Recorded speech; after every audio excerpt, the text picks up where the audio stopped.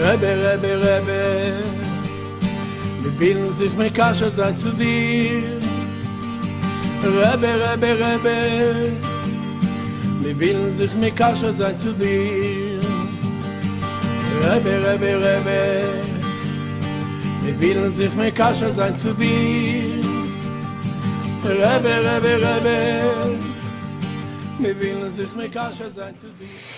Dans Ilchot Shavuot Alachat Bet, donc dans le Likutei Halachot qui parle de Shavuot, la Alachat Bet c'est page 345 dans le Likutei Halachot.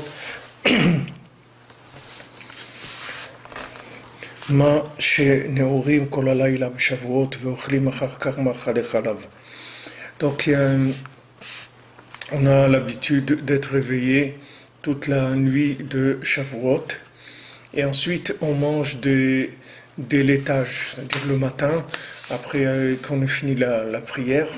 Alors le premier repas, le petit déjeuner, si on veut, le kiddush, il se fait avec des laitages. Ki Shavuot hu matan Torah. Alors Rabbi Nathan il dit que Shavuot, c'est le don de la Torah. Ve'ha Torah hu b'chinat shlemut lashon hakodesh. Maintenant, qu'est-ce que c'est la Torah? La Torah, c'est le Lashon HaKodesh, c'est-à-dire c'est la langue sacrée de façon parfaite. Chez Dizé Machliim Lehara, chez la Shivim Leshonot, que grâce maintenant à ce Lashon HaKodesh, c'est-à-dire à cette langue sainte, par ça on va repousser le mal qui se trouve dans les 70 langues.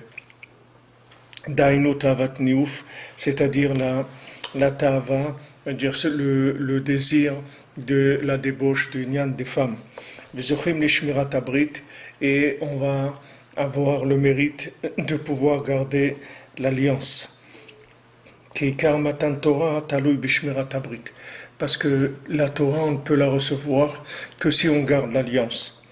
Comme Shkatuv, Ve'esa etre malkanfe nesharim, comme c'est écrit, je vais vous porter sur des ailes d'aigle, et je vais vous amener vers la terre d'Israël. Comme le Rebbe il a écrit à ce sujet-là, maintenant vous allez garder mon alliance, parce que quand on parle de garder l'alliance, c'est à cet endroit-là, c'est confondu avec la Torah. C'est-à-dire, on parle de garder la Torah et garder l'alliance, c'est la même chose.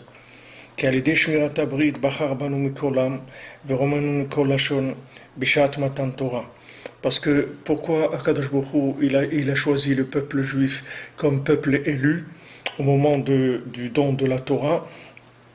C'est par le fait qu'il nous a donné à garder l'alliance.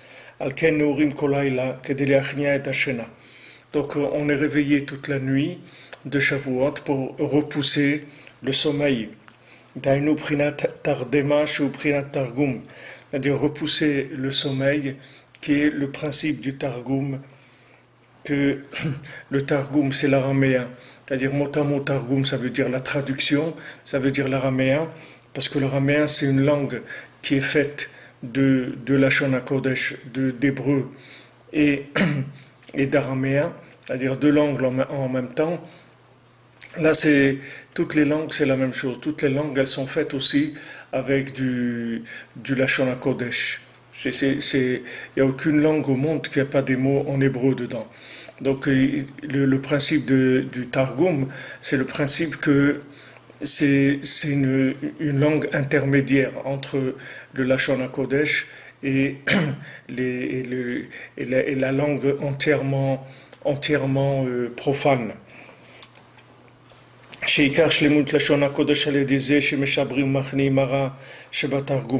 Parce que comment on arrive au Lashon HaKodesh, c'est-à-dire à la langue sacrée, c'est quand on arrive à repousser le mal qui se trouve dans l'araméen, c'est-à-dire le mal qui se trouve dans la communication, dans le langage. On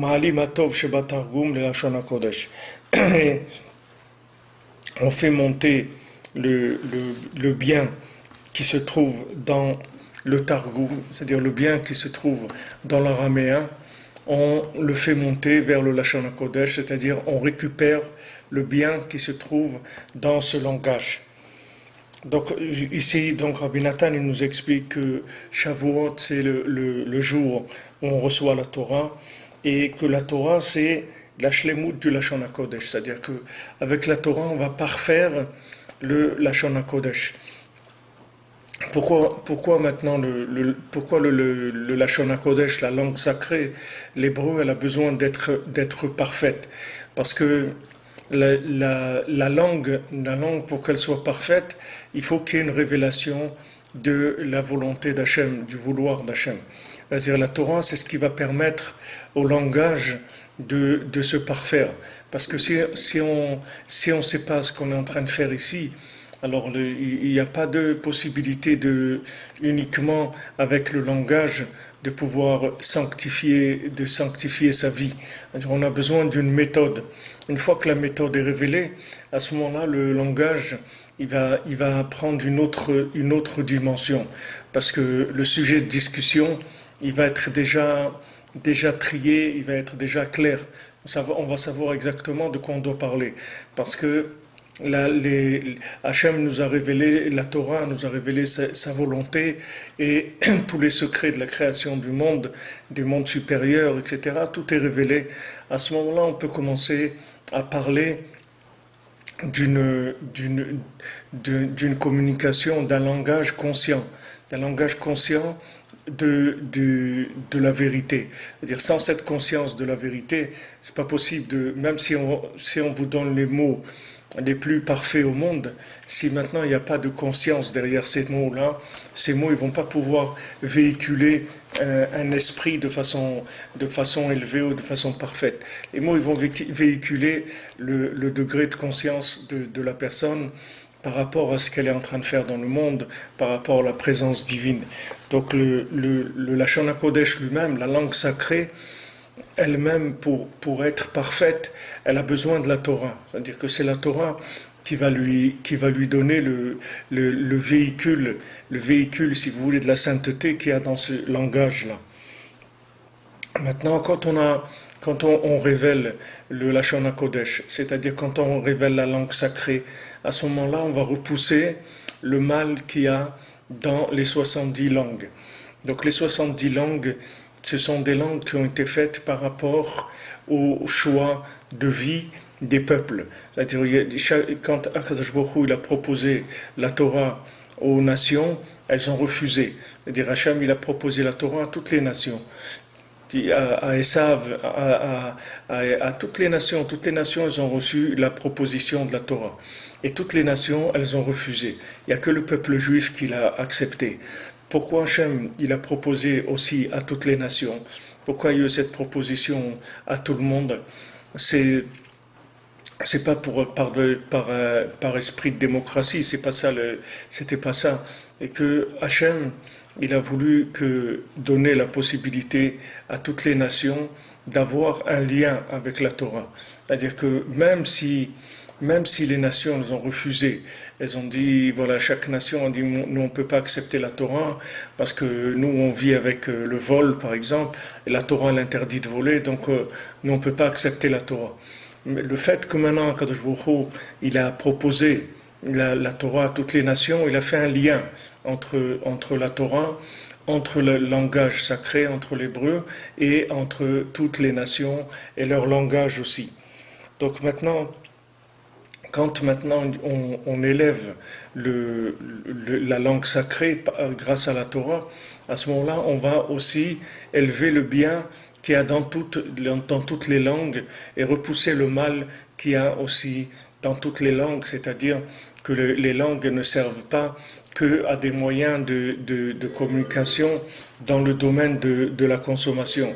C'est-à-dire qu'on va arriver à ce qu'on obtienne que le langage il serve à faire véhiculer un minimum de conscience de la présence divine. C'est-à-dire, on va libérer le principe de la communication, le langage, on va le libérer de l'emprise d'un langage qui est uniquement un langage de consommateur. On va faire que le langage il puisse avoir un rapport avec la conscience divine, avec la présence divine, avec la conscience de la présence divine. Ça, c'est le bien qu'on va faire quand il va y avoir du Lashon HaKodesh, c'est-à-dire de la langue, de la présence de la langue sacrée dans les autres langues. C'est grâce à ça qu'on va arriver à élever. Donc, ce qu'on va faire, c'est que la Torah, c'est elle qui va rendre le langue hébraïque, elle va la rendre sacrée, c'est-à-dire plus sacrée, c'est-à-dire si on veut la consacrer à la parole divine, c'est-à-dire à utiliser le langage hébraïque pour faire circuler la conscience divine. C'est pour ça que la Torah nous dit que c'est bien de s'habituer à parler qu'avec le langage des sages. C'est-à-dire c'est bien de parler dans le langage de la Torah. C'est-à-dire quand qu'on s'habitue à avoir des expressions toutes faites de la Torah, de s'exprimer à travers des expressions de la Torah. De s'habituer que dans le langage, il y ait des expressions, le plus possible d'expressions de la Torah ou des sages. Parce que ça permet une grande élévation du langage. Ça permet que le langage véhicule beaucoup plus la conscience divine. Donc quand nous on va élever le langage sacré, alors en même temps on va élever toutes les langues et on va faire on va créer un lien entre les nations et Hachem à travers la communication, à travers le langage, puisque maintenant on va prendre dans toutes les langues ce qui a un rapport avec la langue sacrée. Dans toutes les langues il y a du bien, dans tous les peuples il y a du bien. Dans les peuples ils n'ont pas que le défaut, les peuples ils ont un défaut. Chaque nation elle a un défaut prépondérant, un défaut important. Mais il y a d'autres choses qui sont bien. Alors les choses qui sont bien, il faut qu'elles soient attachées avec la racine du bien qui est la Torah. Donc ça va se faire par le fait qu'on va récupérer les éléments de langue sacrée qui se trouvent dans toutes les langues et on va les connecter avec la Torah, avec Hachem. Alors maintenant, le fait que maintenant on raccorde la communication, le langage avec le langage sacré et avec la Torah, ça va permettre de créer l'alliance, de créer une alliance avec Hachem. Avant, il n'y avait pas les nations, elles n'avaient pas une alliance avec Hachem, puisque maintenant chaque nation elle a choisi son mode de vie comme elle l'a entendu. Chaque pays il a créé sa façon d'être, sa façon de s'habiller, de manger, de parler, de faire sa musique, son cinéma, sa littérature, son commerce, etc. Chaque pays a pris sa façon de vivre. Maintenant, le fait que Akadosh Baruch Hu, il a proposé la Torah aux nations, et le fait que maintenant le peuple d'Israël il a accepté la proposition de la Torah, ça fait que ça a créé un lien de toute l'humanité avec Akadosh Baruch Hu. Ça s'appelle la réparation de l'alliance. C'est-à-dire ça permet de relier déjà toute forme de vie humaine avec Hachem. C'est-à-dire que tout individu sur terre, il a un lien avec Hachem. Que ce soit un lien qui soit d'abord conscient ou pas, ou que ce soit un lien qui soit fort, plus ou moins fort, mais toutes les nations, elles ont un lien avec Akadosh Baruch Hu. Du fait que le peuple juif, il a accepté la Torah. Et du fait que Hachem, il a proposé la Torah aussi à toutes les nations. Parce que tout le fait de recevoir la Torah, c'est uniquement par rapport à la Shmirat Habrit. C'est-à-dire que si maintenant il n'y a pas de lien avec Akadosh Baruch Hu, on ne peut pas parler de Torah. Parce que la Torah, c'est uniquement une méthode de connexion avec Hachem, de communication avec Hachem, comme on l'a développé dans plusieurs enseignements, qui est un petit peu l'enseignement général de Rabbi Nachman, qui revient sous plusieurs angles. Mais si vous voulez, on peut pas avoir de compréhension de la Torah si on n'a pas un lien avec Hachem. si on ne crée pas le lien avec Hachem, on ne peut pas comprendre ce qui nous demande. C'est-à-dire que ce qui nous demande, sa Torah, on peut en prendre conscience que si on est lié avec lui. Sinon, on va comprendre des choses on va avoir des interprétations qui sont complètement de l'invention. C'est-à-dire que chacun, il va interpréter la Torah différemment. Il va dire ça veut dire ça ou ça veut dire ça. Pourquoi? Parce que ça dépend du degré de lien avec Hachem. Plus le lien avec Hachem, il va être important, et plus la compréhension de la Torah, elle va être vraie. C'est-à-dire, elle va être profonde, elle va être vraie surtout. C'est-à-dire qu'on va arriver à une interprétation valable de la Torah, parce qu'on a un lien avec Hachem. C'est comme, si vous voulez, dans le monde, si vous prenez quelqu'un qui a de l'expérience dans un domaine, il a expérience, par exemple, dans le domaine de l'ébénisterie, par exemple, il sait très bien travailler le bois, il connaît le métier du bois très très bien. Maintenant, cette personne-là, quand vous lui apprenez la théorie de tout ce qui concerne le bois, cette personne, elle va être beaucoup plus proche de la compréhension de la théorie qu'un individu qui a jamais du tout pratiqué le moindre travail sur le bois et qui a jamais vécu le travail du bois. Ça, c'est la même chose. C'est-à-dire que maintenant, la Torah, c'est le Keli Umanuto Shel HaKadosh Baruch Hu. La Torah, c'est l'instrument avec lequel Hachem a créé le monde. Maintenant, si vous n'avez pas un lien avec Hachem, vous ne pouvez pas comprendre comment ça marche, la théorie de la Torah. Parce que la théorie de la Torah, elle va se révéler que s'il y a un lien vrai entre l'individu et Hachem. Donc c'est pour ça que toute la Torah, elle va dépendre de l'alliance. C'est-à-dire que s'il n'y a pas de l'alliance, il n'y a pas de Torah. Il n'y a même pas besoin de Torah, parce que ça ne sert à rien. Qu'est-ce que quelqu'un va faire avec la Torah s'il n'a pas un lien avec Hachem? Une fois que quelqu'un a un lien avec Hachem, on lui dit, tu sais, puisque maintenant tu as un lien avec Hachem, alors voilà, je vais te dire qu'est-ce qu'Hachem il veut, qu'est-ce qu'Hachem il attend de toi, comment Hachem il a créé le monde, quel est son plan, etc. Mais c'est pour des gens qui ont une intention de lien avec Hachem. Mais si la personne n'a pas de lien avec Hachem, à quoi ça lui sert que vous allez lui révéler la Torah? Il va la prendre comme une science comme une autre. C'est-à-dire, il va prendre ça comme de la connaissance mystique, tout ce que vous voulez. Même les gens, ils peuvent étudier de la Kabbalah, ce qu'ils veulent, il n'y a pas de problème. Mais seulement, il faut savoir que s'il n'y a pas un lien avec Hachem, il n'y a aucune compréhension. C'est-à-dire, la personne, elle n'a rien compris du tout. Elle n'a rien compris de ce qui est écrit. L'intention le langage d'Hachem dans la Torah, il ne peut pas le comprendre s'il n'est pas lié avec ça. C'est le principe de toutes les langues, c'est comme ça. C'est-à-dire que si vous prenez une langue, si vous voulez apprendre une langue, par exemple, vous voulez apprendre n'importe quelle langue, vous voulez apprendre l'espagnol, vous ne pouvez pas apprendre l'espagnol si vous ne viviez pas en Espagne, si vous n'avez pas été vivre en Espagne. Parce que tant que maintenant vous n'aurez pas vécu en Espagne, quand vous apprendrez l'espagnol, vous allez apprendre, si vous êtes français par exemple, vous allez apprendre de l'espagnol vu et corrigé par un français. C'est-à-dire que vous allez apprendre une langue avec une autre mentalité. Mais vous ne pouvez pas apprendre une langue avec une autre mentalité. Parce que toute la langue, c'est le véhicule d'une mentalité. C'est justement pour ça qu'ils ont fait cette langue.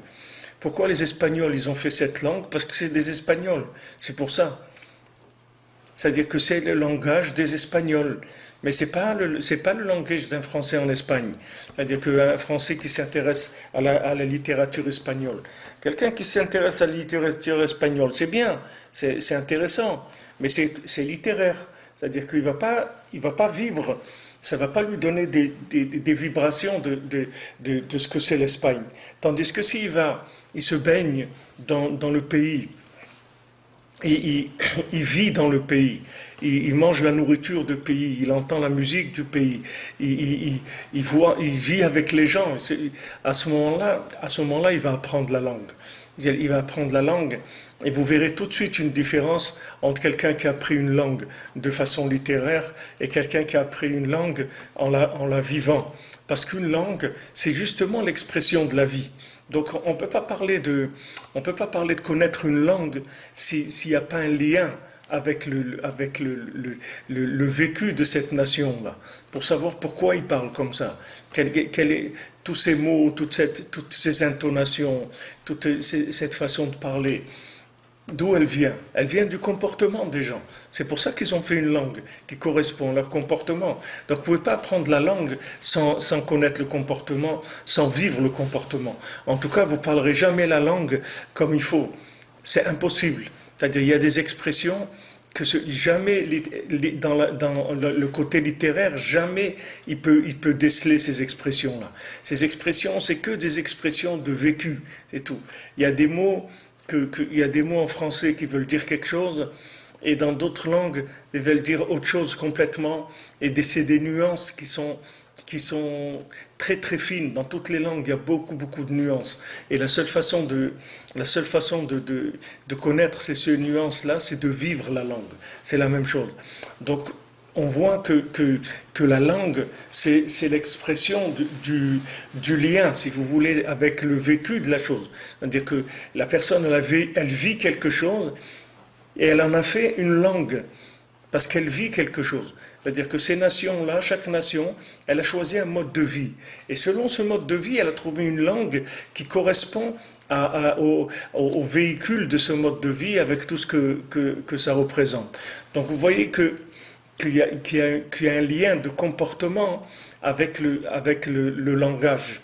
Donc ça c'est la même chose, c'est-à-dire que maintenant vous pouvez pas avoir un langage parfait, vous pouvez pas avoir une Torah parfaite si vous n'avez pas un lien avec Hachem. Parce que le Lashon HaKodesh, c'est le langage d'Hachem. La langue sacrée, l'hébreu, c'est pas une langue humaine. C'est pas un homme qui a écrit l'hébreu. C'est Hachem qui a fait l'hébreu. C'est la langue du créateur du monde. C'est pas une langue humaine. C'est pas des gens qui se sont mis dans une université, ils ont créé un langage et après ils l'ont développé, etc. Le Lashon HaKodesh, c'est la langue d'Hachem. Donc c'est impossible que vous puissiez avoir accès à ces éléments-là de la langue et de la Torah s'il n'y a pas un lien avec le Créateur. C'est le lien avec le Créateur qui donnera le niveau de compréhension, le niveau si vous voulez, pour capter toutes les finesses de la chose.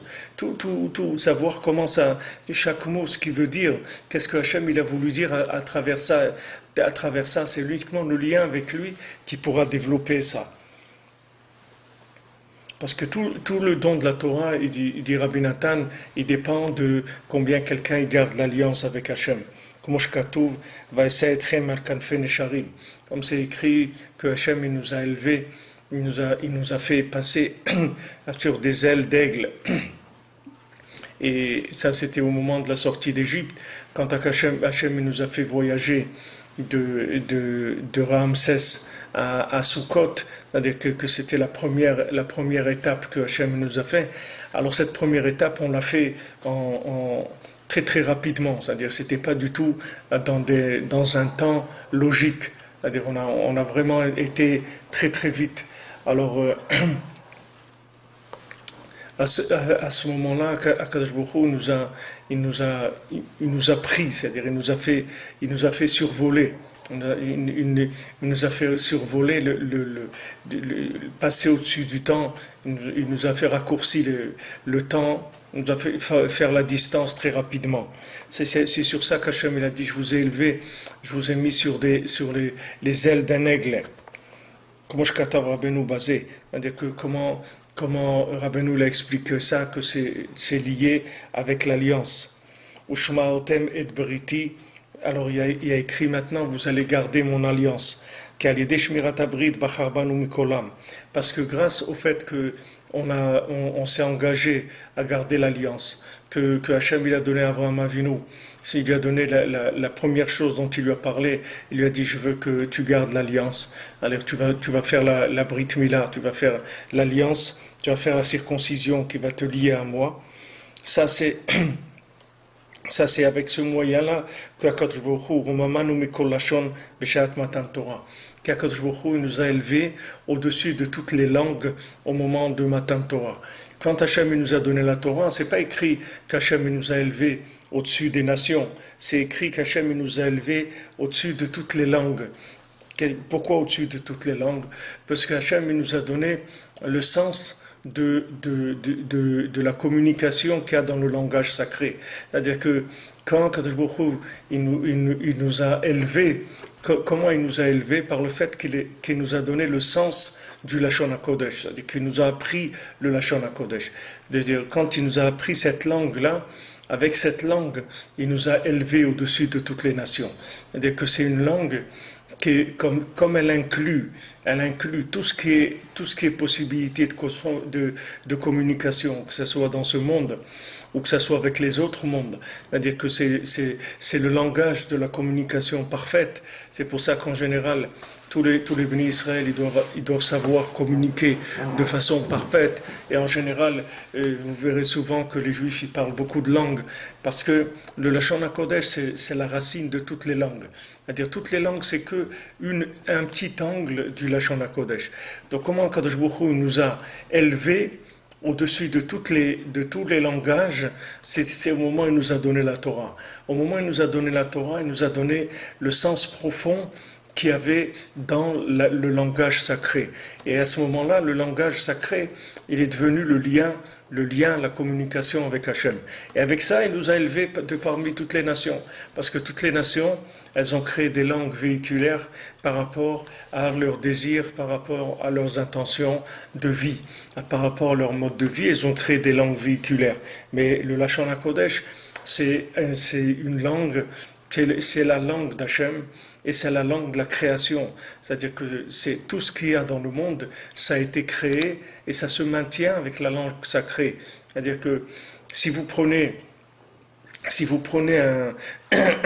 un objet, quelque chose dans le monde, n'importe quoi, que ce soit un être humain, ou que ce soit un animal, ou une plante, ou une pierre, ou tout objet qui existe, ou tout ce qui a été fabriqué, toute nourriture, tout ce qui existe dans le monde, si on avait un scanner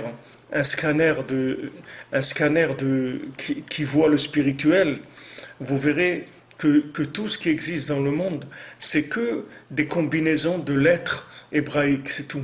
C'est tout ce qu'il y a dans le monde, c'est que ça, c'est tout. Il n'y a rien d'autre dans le monde. C'est-à-dire que après, c'est que des vêtements, c'est tout. C'est comme si vous voyez quand ils parlent des électrons, des neutrons, des choses. Vous voyez qu'ils voient des choses dans la matière. Ils voient que quand ils ont fait la découverte que la matière, c'est pas de la matière, mais que derrière la matière, il y a toutes sortes de molécules et de neutrons, et des trucs, etc. Tout ce qu'ils ont vu qu'il y a derrière la matière, si vous continuez encore, vous raffinez, vous allez plus loin, vous allez voir que tout ce qu'il y a dans le monde, c'est que des combinaisons de lettres hébraïques, c'est tout. C'est tout. C'est que ça. Tout ce qu'il y a dans le monde, ça a été créé avec des mots, des lettres en hébreu, c'est tout. Maintenant, quand vous changez la disposition des lettres, ça change la chose. Si une chose elle est liquide, c'est par rapport à telle lettre. Si elle est solide, c'est comme ça. Si elle est froide, c'est comme ça. Si elle est molle, c'est comme ça. Si elle est dure, c'est telle lettre. C'est que des lettres qui font ça. Donc derrière toute chose, il y a que de tout ce qu'il y a dans le monde, il y a que des lettres en hébreu, c'est tout. Et c'est que des combinaisons de lettres hébraïques. Si on avait un scanner qui voyait le spirituel, on pourrait n'importe quelle chose, comme une radio. Quand vous passez la radio, vous voyez ce qu'il y a dans une personne. Alors si vous avez une radio un peu plus qui aille un peu plus loin que ça, alors vous verrez que c'est que des lettres, c'est tout. Que n'importe quoi qu'il y a dans le monde, c'est que des lettres. Il n'y a rien d'autre.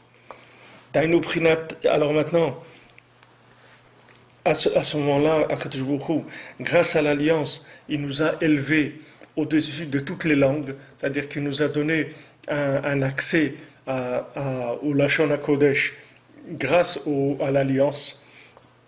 Alken Neorim Kol Halayla. C'est pour ça que le soir de Shavuot, on va rester réveillé toute la nuit. Kedele Achnia et Hashena. Pourquoi? Parce que on doit repousser le sommeil. C'est-à-dire que quand le sommeil, c'est le contraire de la conscience. Quelqu'un il dort, il est inconscient. Alors maintenant, l'alliance, c'est la conscience. C'est-à-dire que s'il y a alliance, il y a conscience. S'il n'y a pas d'alliance, il n'y a pas de conscience. Dainu prinat atardema shu prinat targum. C'est-à-dire que repousser le sommeil, qui est le principe du targum, c'est-à-dire le principe de l'araméen, qui est une langue qui est faite de la Shon HaKodesh et d'une autre langue aussi. Sheikar shlemut la Shon HaKodesh al yedeze shemeshabrim umachnim ha'ara shebatargum.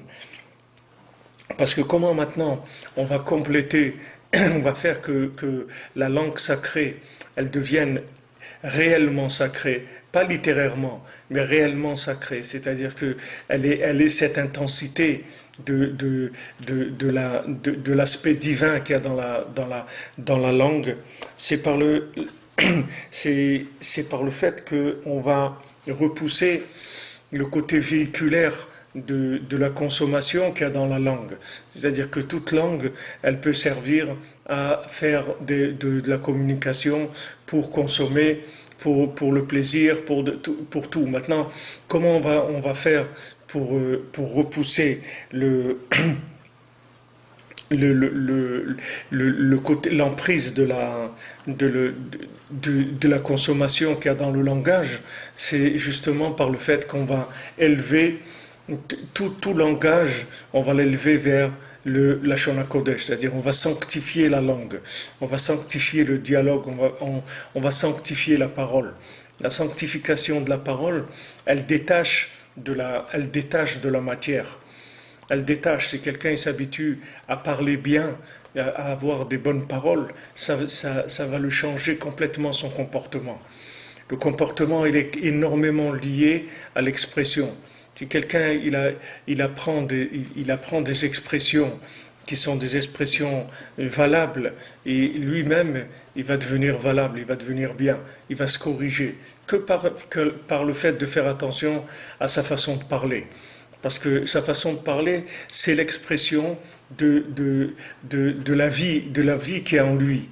C'est-à-dire que si maintenant il corrige son langage, il va corriger sa façon de vivre. Le fait que quelqu'un corrige son langage, automatiquement, il va corriger sa façon de vivre. Maintenant,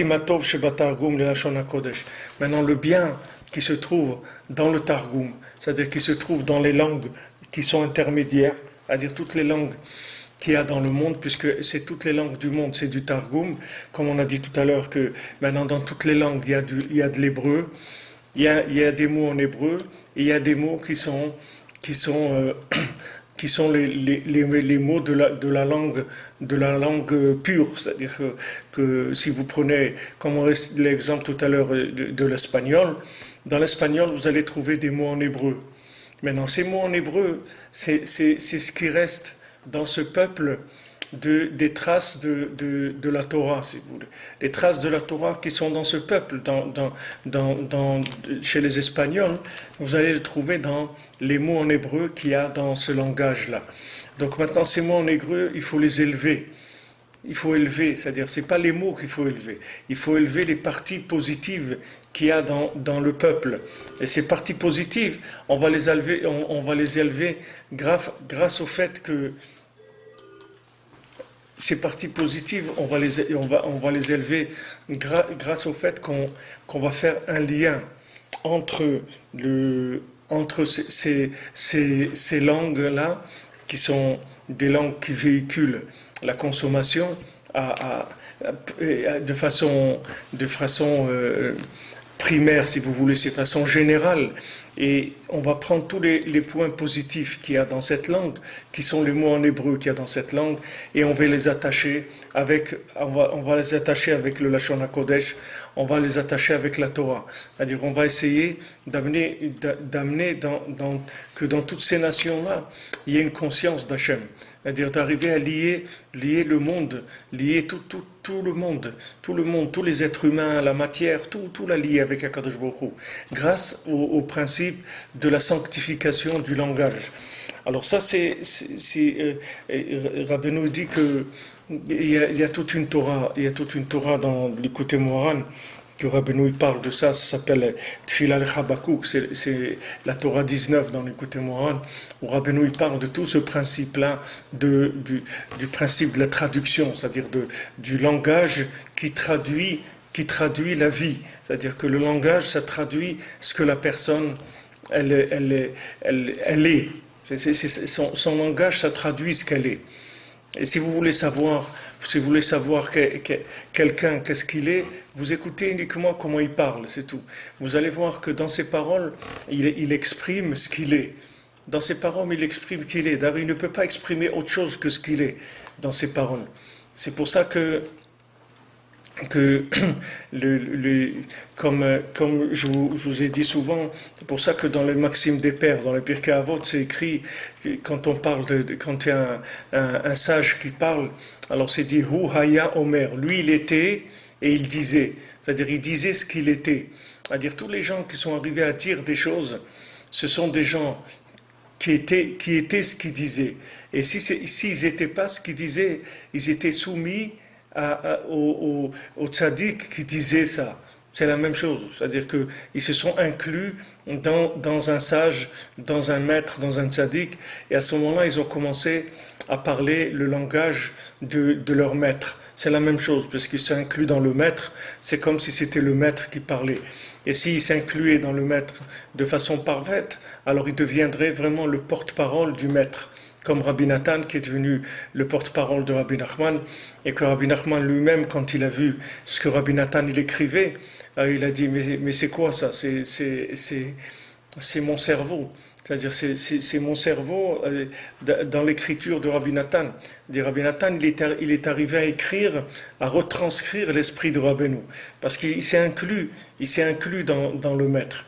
Alors soit quelqu'un lui-même c'est un maître, alors il a un langage par rapport à tout ce qu'il maîtrise, et soit c'est un élève, alors il est inclus dans son maître et il va parler le langage de son maître. Il va avoir l'expression, lui-même il va être l'expression de son maître. C'est pour ça qu'en français vous dites il y a une expression pour dire ça. Pourquoi on dit il y a une expression pour dire ça? Le mot expression, ça veut dire quoi? Ça veut dire que ça exprime quelque chose. Ça ne veut pas dire des mots. Parce que si on voulait dire, au lieu de dire il y a une expression, on peut dire il y a des mots pour dire ça. Mais pourquoi on emploie le mot expression? Parce que tout le langage, c'est pour exprimer quelque chose. C'est-à-dire c'est l'expression d'une vie qui est à l'intérieur. Ça s'exprime par ces mots-là. Et vous verrez que vous allez repérer tout de suite quelqu'un que c'est pas sa langue, parce qu'il va exprimer des choses dans sa langue à lui. C'est-à-dire que lui, il va utiliser ce qu'il vit lui, et il va essayer de l'exprimer dans l'autre langue. Alors ça fait vraiment des façons très bizarres de s'exprimer. Vous verrez souvent des Américains qui parlent le français, c'est très rigolo, parce que comment ils traduisent, alors ça vous permet de comprendre l'anglais à travers eux comment ils parlent le français, parce qu'ils utilisent des mots, c'est-à-dire l'expression américaine, et ils mettent sur des mots en français. Le contraire aussi, c'est pareil. Si un Français il parle l'américain aussi, il va employer des mots qui sont des mots d'expression de ce que vit un Français, il va l'exprimer avec des mots en anglais.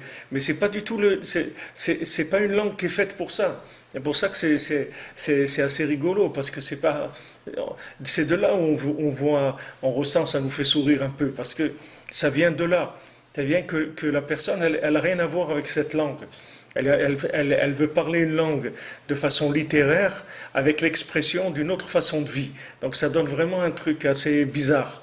C'est-à-dire pour quelqu'un qui vit cette langue-là, c'est assez bizarre. Alors le principe du Targum, c'est ça. Le Targum, ça s'appelle, mot à mot, ça s'appelle traduire. C'est-à-dire c'est une langue qui est faite avec les deux langues, avec le Lashon HaKodesh et avec l'araméen, si vous voulez, une langue qui est une langue de ce monde. Alors, cette langue-là qui est ambivalente, elle va permettre de créer un pont entre ce qui est la matière et ce qui est le spirituel. C'est-à-dire qu'entre ce qui est spirituel complètement, qui est le Lashon HaKodesh dans son niveau le plus élevé, et la matière, c'est-à-dire la langue de la consommation pure, il y a des milliards d'étapes entre ça et ça, donc entre l'un et l'autre. Donc le principe du Targum, c'est qu'il va faire le pont entre les niveaux spirituels les plus hauts et les niveaux les matériels les plus bas. Ça va créer un lien. Donc maintenant, plus on va s'approcher du côté matériel de la langue, plus le sommeil il va être fort. Pourquoi le sommeil va être fort? Parce que la conscience, elle va être très, très faible. La conscience d'Hachem, elle va être très faible. Plus la conscience d'Hachem elle est faible, plus ça s'appelle du sommeil. Plus la conscience d'Hachem est grande, et plus ça s'appelle de l'éveil.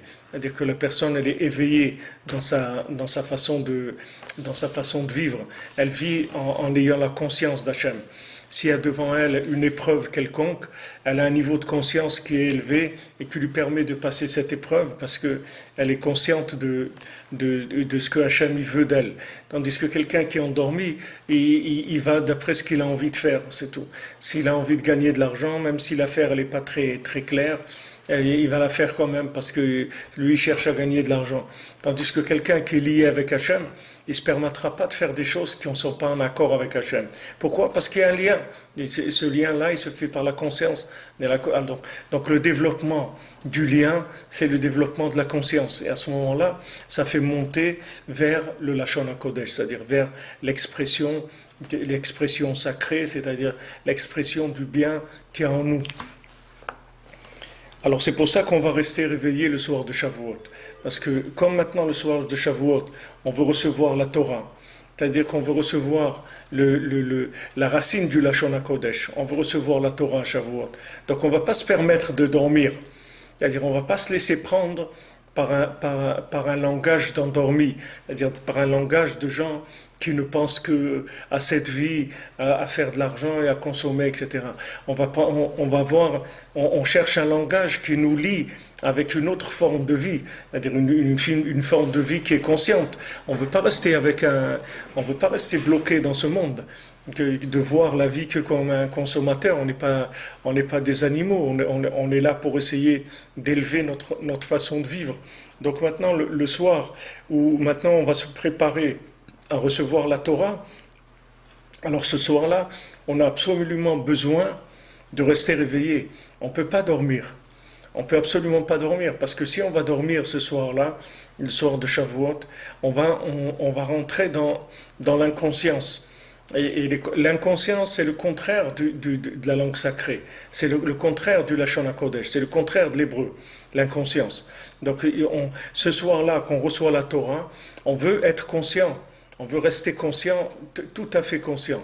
Donc on va faire un effort pour ne pas se laisser prendre par le sommeil, pas laisser l'endormir, pas entrer dans le monde de la consommation. On va rester réveillé toute la nuit et c'est ça le principal. Rabbeinu l'a dit que le principal de Shavuot, du soir de Shavuot, c'est de ne pas dormir. C'est pas uniquement de dire le tikkun. Il y a tout un seder du soir de Shavuot. On dit beaucoup de passages de la Torah, du Tanakh, des prophètes, de la Torah, etc. Mais le principal, Rabbeinu dit, c'est pas de dire beaucoup de choses. Le principal, c'est de pas dormir. Parce que si on ne dort pas, il n'y a pas l'emprise, si on veut, du Targum. C'est-à-dire, il n'y a pas l'emprise de ce langage qui est mélangé, en même temps entre un langage de consommation et un langage d'attachement à Hachem. On veut rester que dans le langage de la connexion avec Hachem, donc on reste réveillé toute la nuit. Bet ve'al ken korim akdamut shenitaken bilshon targum kodem shematchilim likrot matan Torah. Alors maintenant, il y a une habitude chez les chassidim de lire les akdamut. Les akdamut, c'est un chant. C'est un chant qui a été écrit entièrement en Targum. Il est écrit en araméen. Alors ce chant-là, on le dit avant de lire dans la Torah. C'est-à-dire on sort le Sefer Torah et c'est-à-dire on fait la tfila avec le Hallel de Shavuot, tout ça, on fait le Hallel et après on sort le Sefer Torah. Quand on sort le Sefer Torah, on laisse le Sefer Torah sur la bima, sur la table où on le pose, et après on commence à lire ce texte-là, qui est le texte d'Akdamut, que c'est quelque chose que Rabbeinu il a beaucoup loué ce texte-là, il a dit que c'était quelque chose de très très élevé, et c'est écrit en araméen.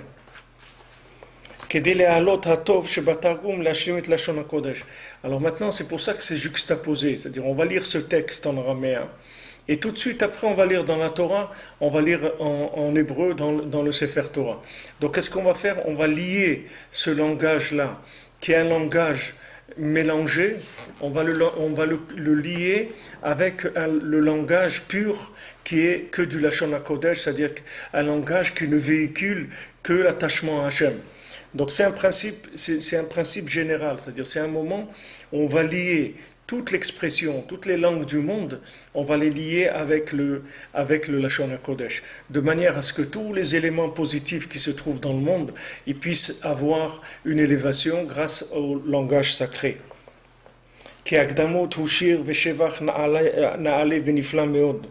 Parce que maintenant, les Akdamot, ce chant-là, c'est un chant et une louange pour Hachem qui est très élevée et qui est extraordinaire, beaucoup nifla, mais très très merveilleux. Venitaken bilshon targum, et il a été instauré en araméen précisément. Pour s'élever grâce à ça dans le Lashon HaKodesh, c'est-à-dire pour permettre à quelqu'un qui vit sur terre de pouvoir s'élever vers sortir de la matière et s'élever vers le spirituel. Alors le côté matériel qui aura dedans, c'est le côté de l'araméen. Le côté spirituel qu'il y a dedans, c'est le côté de la Lashon HaKodesh. Donc il va nous servir de pont, il va nous servir de passage, comme un tunnel, comme quelque chose qui fait passer à un autre niveau. Alors on lit ce passage-là, on le lit, c'est-à-dire on le lit lire, mais on le lit aussi, on fait le lien entre ce passage-là et la Torah qu'on va lire après, qui est du Lashon HaKodesh. Vechen beyom tov sheni shetiknu haftara me'en matan Torah. Et le deuxième jour de Yom Tov, pour ceux qui sont en dehors d'Eretz Israël, donc ils font 2 jours de Shavuot. Et à Ouman aussi, on fait 2 jours de Shavuot, mais pas pour les gens qui vivent en Israël, mais ils lisent pas, ils font la tfila normale, mais ceux qui font la tfila du deuxième jour de Shavuot, alors la Haftara aussi, l'Haftara, c'est-à-dire le passage des prophètes qu'on lit après la Torah, il va être aussi un passage qui va parler de Matan Torah, d'Ainu Tfila al-Habakkuk, c'est-à-dire on va lire cette fila à Habakkuk, c'est-à-dire ce passage de la prière de Habakkuk à Navi, du prophète Habakkuk. Comme shkatuv sham, Eloka miteman yavo, vekadosh mehar paran. Comme c'est écrit que le Dieu il va venir du levant, vekadosh mehar paran, et il va être saint de la montagne de Paran.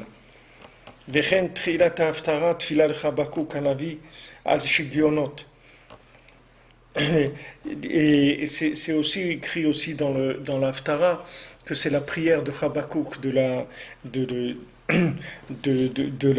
du prophète Habakkuk al Shigionot, sur des Shigionot. Je pense que c'est des visions qu'il avait. Que ça parle aussi du principe de parfaire le Lashon HaKodesh, la langue sacrée, grâce au Targum, grâce au araméen. Comme le Rebbe l'a écrit là-bas, que ça c'est le principe de recevoir la Torah. De recevoir la Torah, ça veut dire passer, sortir, élever la matière.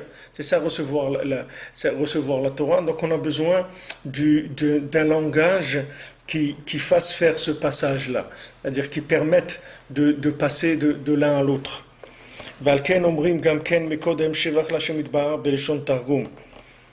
Et c'est pour ça qu'on dit avant aussi des louanges pour Hachem en araméen. De'ainu Yatziv, Pidgam, Vechule. C'est-à-dire, on dit des mots en araméen. Kedei le'ashlim Lashon HaKodesh. Pourquoi? Pour compléter le Lashon HaKodesh, c'est-à-dire pour donner à la langue sacrée toute son intensité spirituelle. Pour pas que la langue sacrée elle soit aussi utilisée pour de la consommation. C'est-à-dire que la langue sacrée, qu'elle soit utilisée que pour la Vodat Hashem. C'est-à-dire qu'on arrive à sanctifier la langue, qu'elle soit mamash, qu'elle ne serve qu'à véhiculer le rapport avec Hashem. Donc c'est pour ça qu'on mange après de la nourriture de laitage. C'est que le sang qui s'est transformé, qui est devenu du lait, comme on a vu, c'est-à-dire on en a parlé la semaine dernière, que le sang il devient du lait. Comment le sang il devient du lait? Par le fait qu'on répare l'alliance. Le sang c'est la vie. C'est le principe de la vie, c'est le principe aussi de la consommation, de la vitalité, de tout. Tout c'est le sang. Quand quelqu'un vous dira j'ai ça dans le sang, il a ça dans son sang, etc. C'est toute la vitalité, toute l'émotion, tout ce que l'individu a, c'est dans son sang. Donc maintenant, quand il arrive à traduire ce qu'il a dans son sang, c'est-à-dire sa façon de vivre, il la traduit dans le Lashon HaKodesh, c'est-à-dire qu'il en fait un lien avec Hachem, il crée un lien avec Hachem, c'est ça qui l'intéresse, c'est-à-dire que c'est son mode de vie, avec ça il transforme le sang, ça devient du lait. כמו שכתב רבנו שעל ידי תיקון הברית נמשך להבנונית לכל השישה גידים להלבין הדמומיות. Comme Rabbeinu il a dit dans cette Torah là-bas ou dans cette Torah-là, ou dans la Torah 29 aussi, Rabbeinu parle de ça, que par le fait qu'on répare de l'alliance, alors ça amène de la blancheur dans tous les 365 muscles qu'il y a dans le corps, de façon à blanchir la rougeur, que le sang, il se transforme en lait, va voir là-bas, il dit Rabbi Nathan. C'est-à-dire que maintenant, le fait qu'on crée un lien avec Hachem, ça va blanchir tout le côté des muscles qu'il y a dans l'individu. Dans l'individu, il y a 365 muscles et il y a 248 membres dans le corps. Alors ces 365 muscles, ils sont rouges, c'est-à-dire c'est que les parties de la viande où il y a du sang, des vaisseaux sanguins, des nerfs, etc. Alors ça il faut blanchir ça. Il faut blanchir ça, c'est-à-dire qu'il faut enlever les instincts de ces parties qu'on a en nous, qui sont des parties dans lesquelles c'est rouge, où il y a du sang, il y a une présence de sang qui pousse à la consommation. C'est-à-dire ça, il faut le purifier. Comment on le purifie? Par le fait qu'on crée un lien avec Hachem. C'est-à-dire le fait qu'on crée un lien avec Hachem, qu'on entretient ce lien, qu'on développe ce lien, ça va faire que ça va faire qu'on va blanchir l'intérieur de nous-mêmes. C'est-à-dire on va se blanchir mamash. Comme Rabbeinu il a dit une fois, il a dit moi je veux qu'on dise de vous que vous êtes blanc. C'est-à-dire blanc, Rabbeinu dit c'est quoi blanc? Rabbeinu dit blanc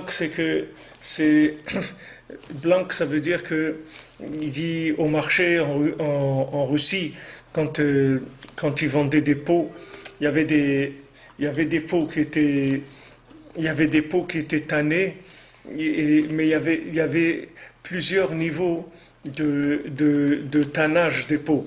C'est-à-dire il y avait des pots qui étaient tannés, mais dans lesquels vous sentez encore à l'intérieur, quand vous prenez l'autre côté de la fourrure, l'intérieur, vous sentez encore un peu l'odeur animale. Et il y a des pots que les marchands, ils les tenaient, ils disaient blanc. Blanc, ça veut dire elle est blanche, ça veut dire elle est entièrement pure. Vous pouvez sentir la peau, vous ne sentirez plus du tout l'odeur animale. Alors Rabbi Nachman, il a dit, moi je veux qu'on prenne, que vous, si on vous prend votre peau et on la retourne en dessous, qu'il ne reste plus rien d'animal à l'intérieur. C'est-à-dire que tout était blanchi par le fait qu'on a créé un lien avec Hachem, c'est-à-dire qu'on s'est lié à Hachem, qu'on a décidé de ne vivre qu'en fonction du lien qu'on a avec Hachem. C'est ça notre vie, c'est tout. Le reste, ça ne nous intéresse pas. Tout le reste qu'il y a dans le monde, tout ce qui est consommation pure, ça ne nous intéresse pas. Ce qui est lié avec Hachem, ça nous intéresse. Ce qui n'est pas lié avec Hachem, ça ne nous intéresse pas. Maintenant, chaque fois qu'on entretient le lien avec Hachem, alors on permet à cette blancheur-là de descendre à l'intérieur de nous-mêmes et d'élever toute notre émotionnel, toute notre sensibilité, etc. Pourquoi il y a des gens qui voient des choses, qui sentent des choses que d'autres ne ressentent pas et ne voient pas? Quelqu'un il voit des choses, il peut vous dire voilà qui vous êtes, qu'est-ce qui va se passer, d'où vous venez, etc. Et vous dites mais comment il sait ça? C'est simple, c'est pas difficile comment il sait ça. Il sait ça uniquement parce qu'il a blanchi ça, il a nettoyé ses lunettes, c'est tout. Il s'est blanchi à l'intérieur.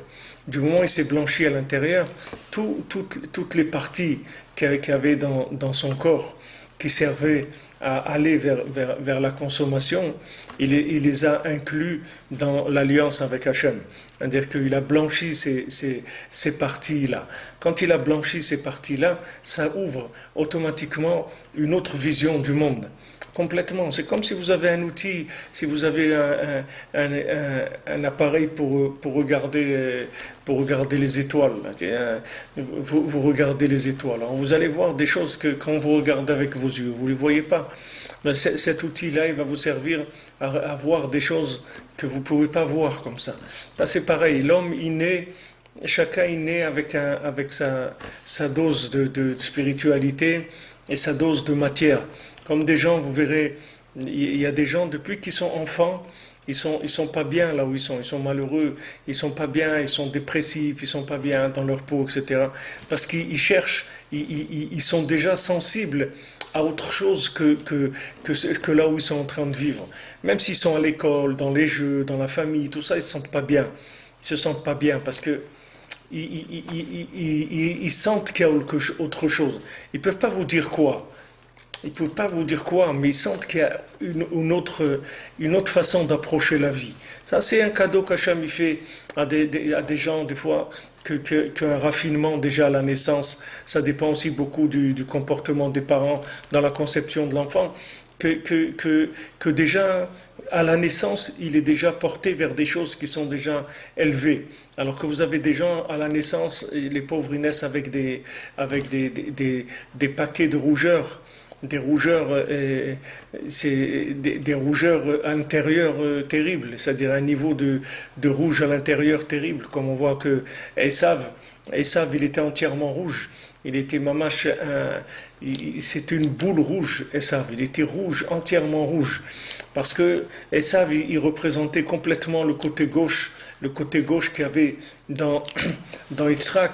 Le côté gauche, c'est-à-dire le côté entièrement matériel, entièrement consommation, entièrement physique, etc. Lui, Esav, il a pris tout ce côté-là.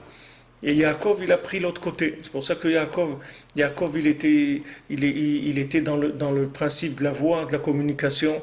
Et Esav, il était dans la nourriture, dans le crime, dans tous les désirs de ce monde. Et il était rouge.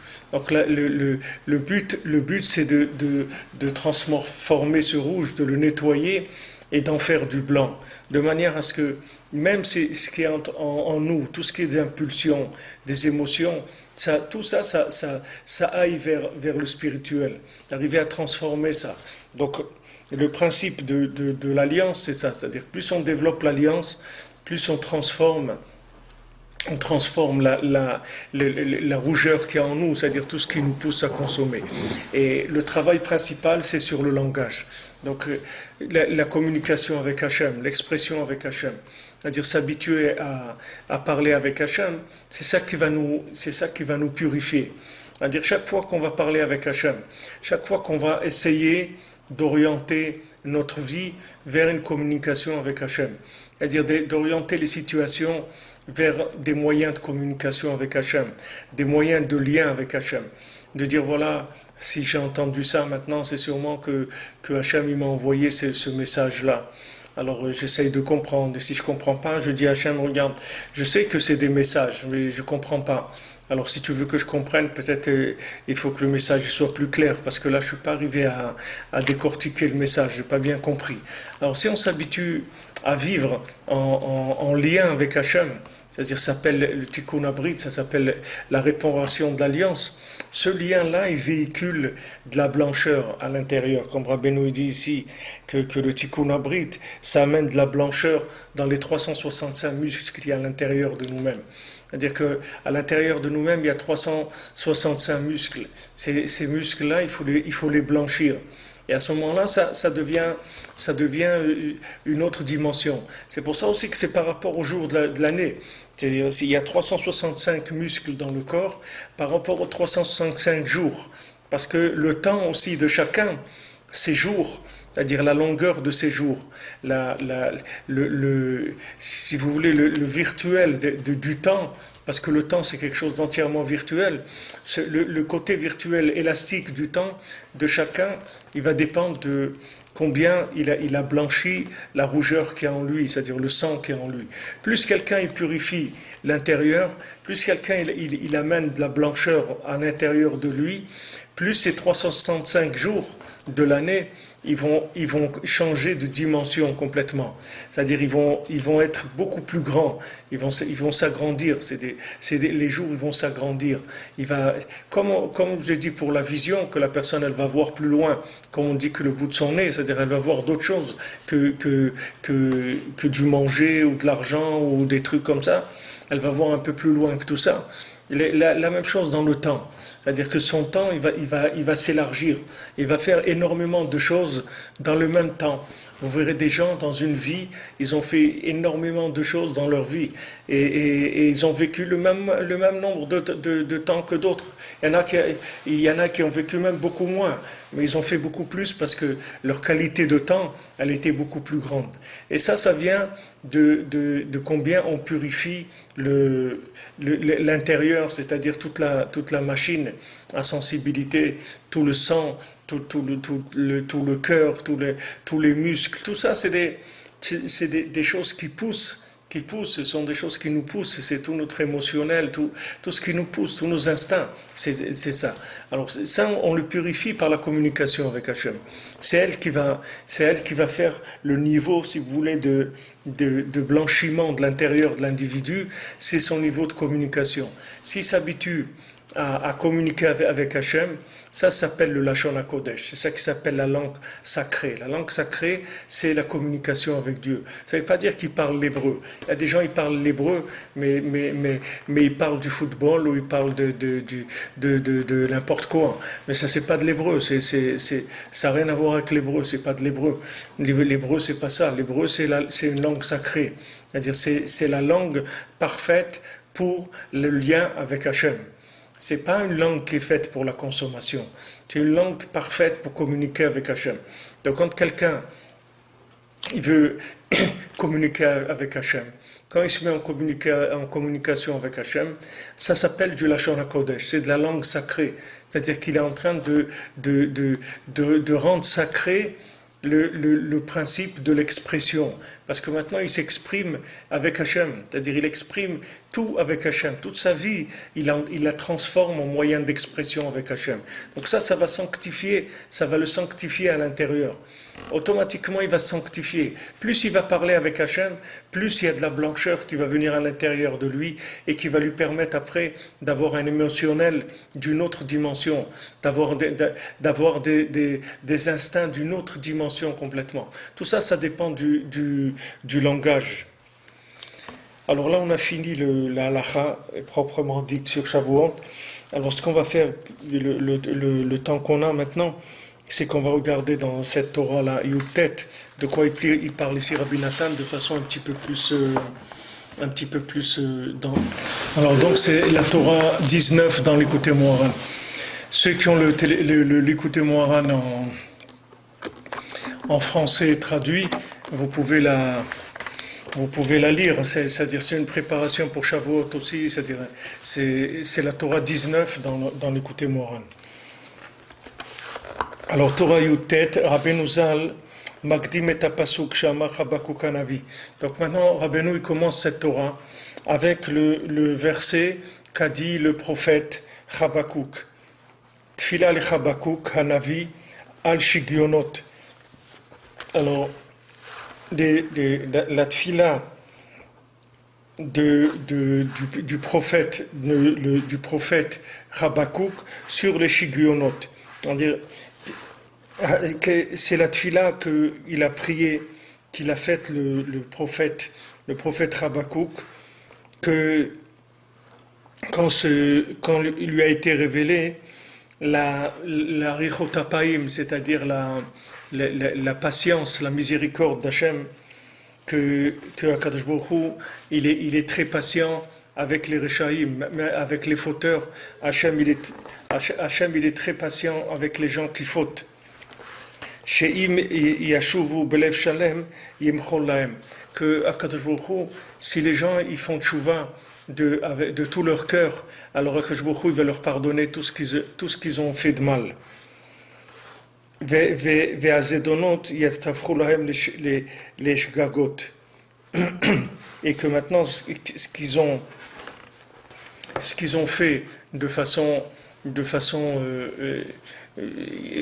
consciente, c'est-à-dire qu'ils ont fait intentionnellement, s'ils ont fait des bêtises, ils ont transgressé intentionnellement, ça sera transformé en quelque chose qui ne sera pas intentionnel. C'est-à-dire que ça c'est le sens du pasuk, c'est-à-dire shigionot, c'est-à-dire on peut dire que dedans il y a le mot shgagot qui veut dire le mot shogeg, que quelqu'un il n'était pas conscient quand il a fait la chose. Donc à la fin, Rabbeinu il va expliquer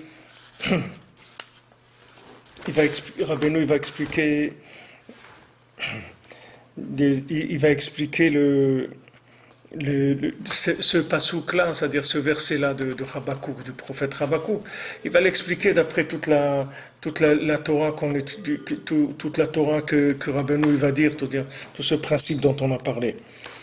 Alors Rabbeinu il commence comme ça, il dit qu'il cachait la olam. Pourquoi maintenant on doit voyager chez le tzaddik? Pourquoi on doit aller entendre la Torah du tzaddik? On peut regarder dans des livres, on peut voir de la morale dans les livres. Pourquoi on doit aller chez le tzaddik pour entendre de sa bouche? Mais Behemet, c'est quelque chose qui rapporte beaucoup, qui aide beaucoup, c'est-à-dire de voyager chez le tzaddik pour entendre de sa bouche. Parce qu'il y a une grande différence entre celui qui entend de la bouche du tzaddik véritable lui-même, c'est-à-dire qui entend du tzaddik lui-même, que celui qui entend d'un autre qui dit au nom du tzaddik. À plus forte raison que quand il entend de quelqu'un, qui a entendu de quelqu'un, etc., quand c'est déjà le troisième transmission. Qui aurait bechol pam darga le darga, parce qu'à chaque fois ça descend de niveau. Kefi kama sheuyoter rachok mepi tzaddik. Plus maintenant que la chose est loin de la bouche du tzaddik, et plus maintenant elle va descendre de niveau de clarté dans l'expression. Vechen ben hashomea mepi tzaddik la me'anyen basefer. La même chose, celui qui entend du tzaddik ou celui qui regarde dans un livre, c'est pas la même chose. C'est une grande différence. C'est-à-dire que ça n'a rien à voir quelqu'un qui entend mamage du tzaddik que quelqu'un qui lit dans le livre du tzaddik. C'est pas du tout la même chose. Alors Rabbeinu, il dit d'abord que l'homme, il doit d'abord purifier son visage. Rabbeinu, il commence avec ça, il dit l'homme, il faut qu'il purifie, qu'il nettoie son visage. C'est-à-dire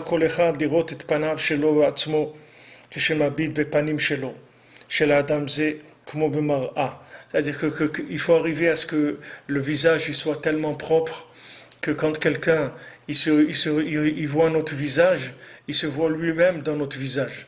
L'homme, il doit arriver à ça, c'est-à-dire à tellement purifier son visage que quand un autre il va se voir dans son visage, alors il va se voir lui-même.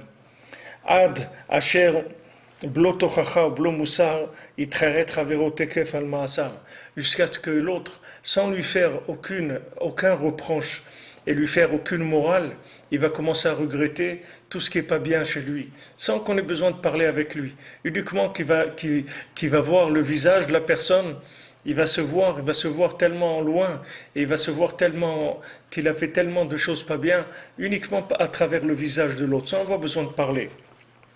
Rak mima sheyabid bepanim shelo, uniquement qu'il va regarder son visage. Kalide sheyabid bepanim shelo, c'est-à-dire par le fait qu'il va regarder son visage, c'est-à-dire le visage du tzaddik qui a entièrement purifié son visage. Yir'e et atzmo kmo bemar'a, il va se voir comme dans un miroir. Er panav meshuka bechosher, comment son visage il est enfoui dans l'obscurité.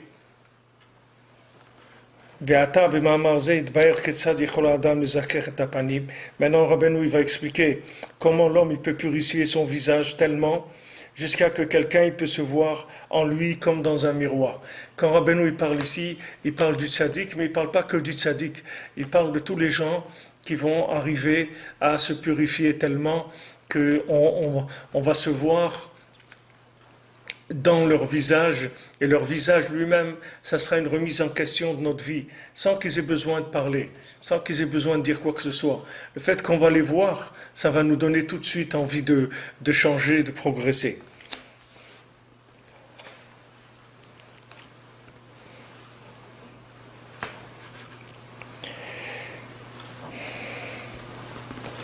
Alors maintenant, Rabbeinu va expliquer dans cette Torah que comment on arrive à sanctifier le langage, c'est-à-dire à rendre le langage Lashon HaKodesh, c'est-à-dire de la langue sacrée.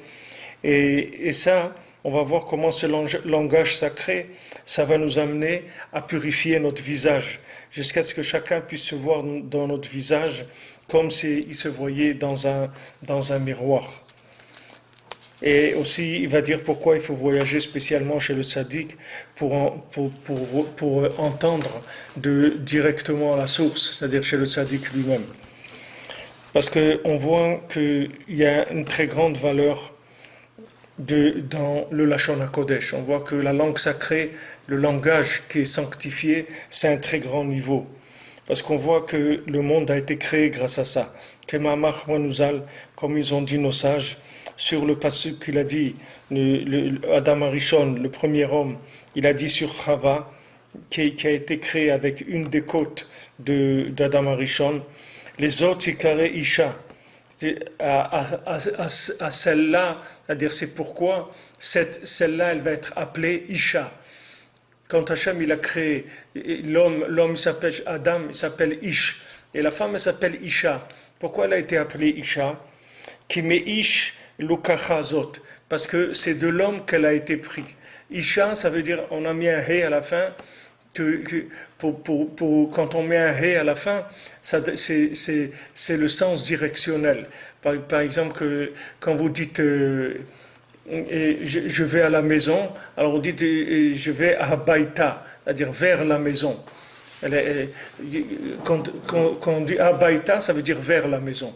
Alors quand on dit Isha, ça veut dire vers Ish, c'est-à-dire qu'elle vient de Ish. C'est pour ça qu'elle s'appelle Isha. Comme ça, ils ont dit nos Chachamim, Lashon nofel à Lashon. C'est-à-dire que le mot, c'est-à-dire le mot Ish et Isha, c'est le même mot, et la racine c'est la même, c'est Ish, mais ça montre qu'elle vient de l'homme. Mais quand Shinivra Olam et Lashon HaKodesh, les Chamim ils ont dit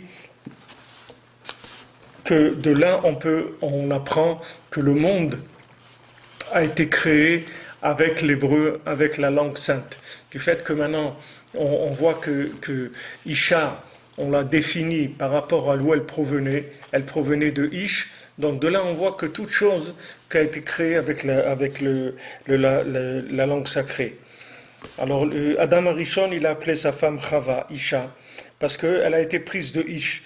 C'est-à-dire que le mot Isha, c'est quelque chose qui, le mot il ressemble à Ish, et de là on voit que tout a été créé avec l'hébreu. C'est-à-dire, de là on voit que ça c'était le langage de la parole au début de la création du monde. Parce que c'est uniquement dans le Lashon HaKodesh que le mot de Isha, ça ressemble à Ish. C'est-à-dire dans les langues, les gens ils appellent pas quand on dit un homme et une femme, mais le mot femme ça n'a aucun rapport avec homme. C'est pas si ça avait un rapport, on aurait appelé je sais pas, on aurait appelé une homesse ou une oma, on aurait rajouté au mot homme une partie pour dire que ça vient de l'homme. Mais comme c'est pas la conception des nations, elles n'ont pas cette conception-là du tout du rapport que l'homme il a avec la femme, c'est-à-dire comment la femme elle vient entièrement de l'homme. Ils n'ont pas cette conception-là.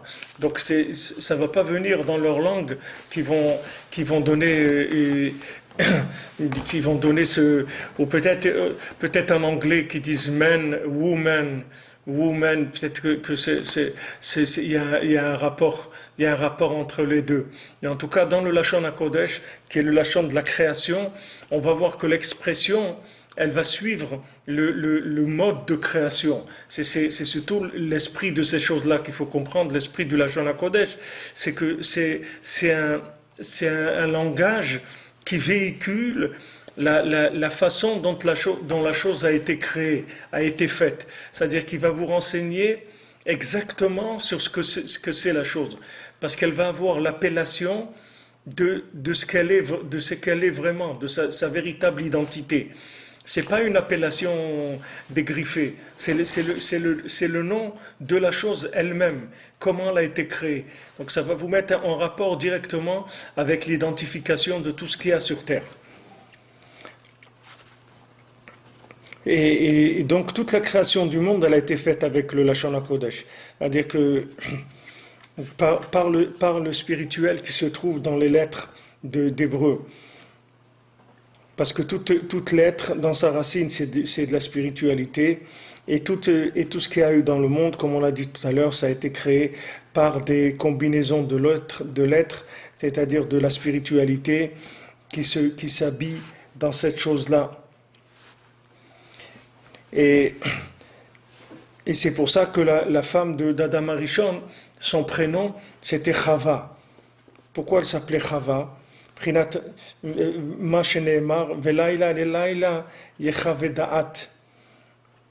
que maintenant, chaque nuit, c'est écrit dans Tehillim que chaque nuit, il y a un échange entre le jour et la nuit. C'est-à-dire que pourquoi il y a un échange? C'est-à-dire que le changement entre le jour et la nuit, ça va entraîner que les gens ils vont remercier Hachem. Parce que quelqu'un, il était dans l'obscurité. Maintenant, le soleil se lève. Baruch Hashem, c'est extraordinaire, il y a de la lumière et tout. Après, l'homme, il a travaillé toute la journée, il est fatigué et tout. Le soleil se couche, c'est un peu d'obscurité. Il peut se reposer, il est content. C'est-à-dire, ce changement-là, ça entraîne un remerciement d'Hachem. Et dans le mot Yechavé, dans le mot Yechavé, qui est la racine du mot Chava, alors là, ça fait allusion du mot Chava, du nom Chava.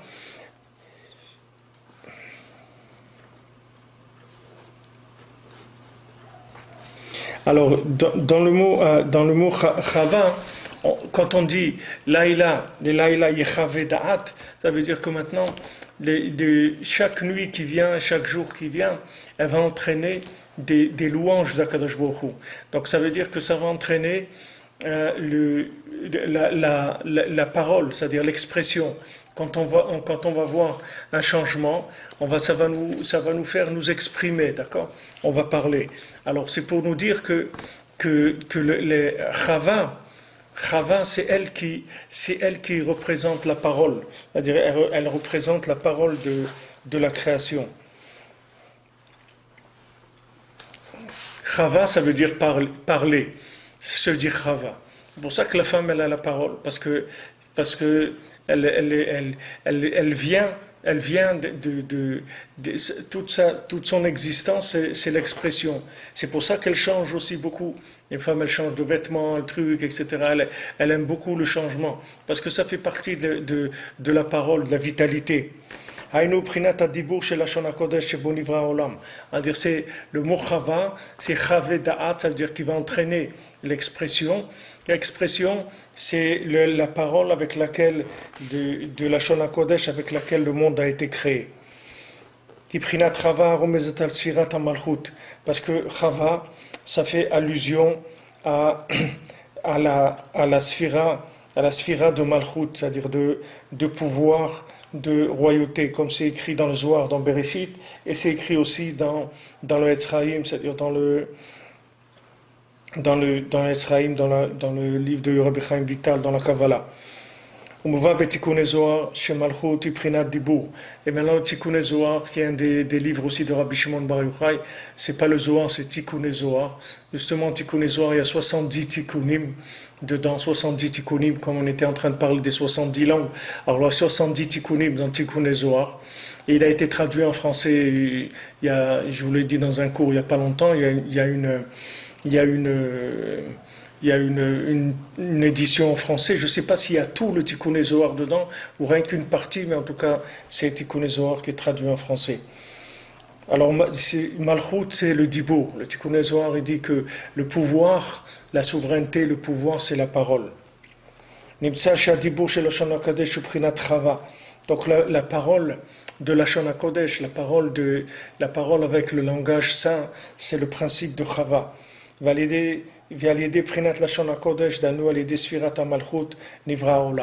Donc avec Chava, c'est-à-dire avec le principe du Lashon HaKodesh, a été créé le monde. Avec donc le monde, il a été créé par la Malchut, par la sphira de Malchut, c'est la sphira de la création. C'est la dernière de toutes les sphirotes, dans les sphirotes, mais c'est elle qui a servi à la création du monde. C'est-à-dire que Hachem, il a créé le monde avec le principe de Malchut, c'est-à-dire avec la parole, comme c'est écrit que dans Shehamar Vaya Olam, que quand Hachem, il a créé le monde, il l'a créé avec la parole. Et c'est ce que le premier homme, il a dit, les autres, Yikara Isha. C'est pour ça qu'elle va s'appeler Isha. Pourquoi ma femme, elle va s'appeler la femme de l'homme? Qui Zot Haïnu Adibour. Qu'est-ce que Zot? Zot, le mot Zot, celle-là, c'est le principe de la parole de la sphira de Malchut. Comment c'est écrit? Vezot Asher Diber Lahem. Comme c'est écrit dans Bereshit, et voilà ce qu'il leur a dit. Zot Asher Diber Lahem. Voilà ce qu'il leur a dit. Donc Zot, c'est ce qu'il leur a dit. Donc dire c'est Zot, c'est-à-dire Zot c'est le principe de la parole. C'est-à-dire qu'on a trouvé que Zot c'était utilisé comme la parole. Donc les Zot Hadibou Kara Isha. Donc c'est pour ça qu'on va l'appeler Isha, parce qu'elle a la parole. C'est-à-dire Chava, c'est le principe de la Malchut, c'est le principe de la parole, qui montre la grandeur de la valeur du Lashon HaKodesh avec lequel le monde a été créé. Valider le Lashon HaKodesh, Romemanu HaKadosh Baruch Hu Mikol HaLeshonot. Donc comme on a vu tout à l'heure, Rabbi Nathan nous a rapporté ça, que grâce à la langue sacrée, HaKadosh Baruch Hu nous a élevés au-dessus de toutes les langues. C'est-à-dire que toutes les langues, elles viennent elles ont leur origine dans le Lashon HaKodesh, et toutes les langues, c'est-à-dire tout le côté mensonger qu'il y a dans toutes les langues, il va tomber devant le Lashon HaKodesh. C'est-à-dire que le Lashon HaKodesh, c'est lui qui va révéler la vérité de la chose. Comme on a dit tout à l'heure que maintenant chaque chose elle a été créée par le Lashon HaKodesh, et que le Lashon HaKodesh, la langue sacrée, elle va vous renseigner sur l'identité de la chose. C'est la même chose au niveau de toutes les langues. C'est-à-dire quand une langue elle va être confrontée au Lashon HaKodesh, elle va exprimer, il n'y a que le vrai qui va s'exprimer, le reste il va tomber, parce que il va être identifié, c'est-à-dire comme tout ce qui n'était pas vrai, ça va être identifié comme n'étant pas vrai.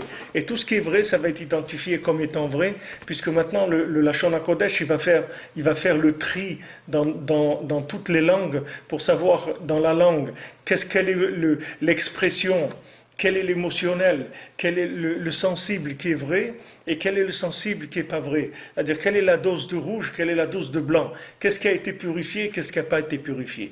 Ce qui n'est pas purifié, ça va complètement s'annuler devant le Lashon HaKodesh. Et si ce qui a été purifié, ça va s'inclure dans le Lashon HaKodesh.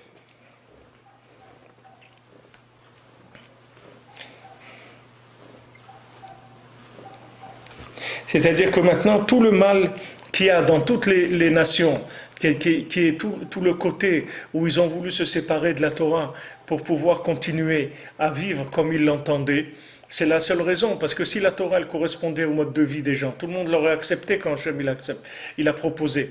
Mais comme chacun, ça l'intéressait pas trop, parce qu'il avait d'autres, comme on dit, ils avaient d'autres intentions.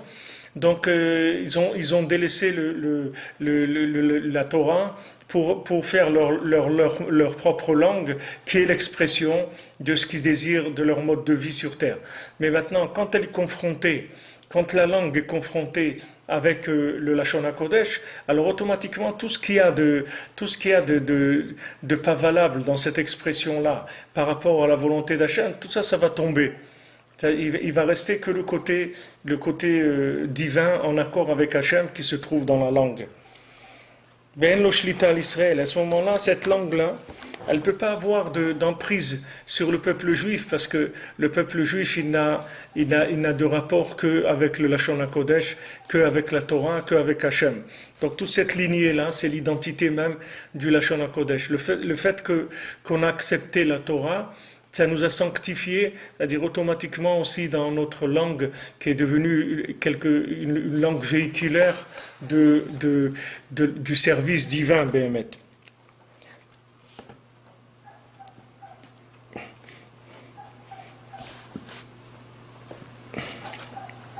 Alors maintenant, comment maintenant quelqu'un il va se laisser entraîner dans des bêtises, il va faire des bêtises, c'est parce que le langage lui-même, il véhicule ces bêtises-là. Mais si la personne, elle a un langage de vérité, elle a un langage que ce langage-là, il exprime la volonté d'Hachem, donc il ne va pas se laisser entraîner par ce que véhicule le langage qui est un langage de consommation. Donc maintenant, plus la personne, elle va dire des paroles qui sont saintes, c'est-à-dire qu'elle va communiquer avec Hachem, avec la Torah, avec la Tfila, avec la Hitbodedut, tout ce qui est communication avec Hachem. Et aussi qui fait attention de ne pas dire des mots qui ne sont pas propres. Et de ne pas faire de la shonara, de pas mentir, de ne pas dire des bêtises, de ne pas utiliser sa parole pour n'importe quoi. Alors maintenant, sa parole, elle va commencer petit à petit à se sanctifier. Et il va commencer à voir clair. Et avec ça, il va pouvoir se débarrasser de tous les désirs, de tous les plaisirs de ce monde. Voyez un petit enfant, plus maintenant sa conscience elle grandit, et plus il commence à parler clairement. Au début, il pousse des cris uniquement, et petit à petit, il commence un peu à baragouiner, petit à petit, et après il va commencer à dire des mots qui commencent à être compréhensibles, c'est-à-dire il commence à se faire comprendre, et ça dépend de son niveau de conscience. Alors dans le monde, c'est pareil, c'est-à-dire que toutes les langues, c'est comme des gens qui baragouinent. Pourquoi ils baragouinent? Parce que c'est mélangé. La langue, elle est mélangée entre des intentions de consommation et des intentions de reconnaître Hachem. Il y a les deux dedans. Donc c'est un mélange. Donc quand le Lashon HaKodesh il arrive, il est confronté à cette langue-là, tout le côté qui était négatif dans la langue, qui était de la pure consommation, il va tomber. Il va rester que le bien qui est à l'intérieur. Donc c'est pour ça que c'est important de multiplier tous les moyens d'expression, de communication avec Hachem, parce que ça change le comportement de l'individu complètement. Et uniquement ça va changer son comportement, comme on l'a dit tout à l'heure.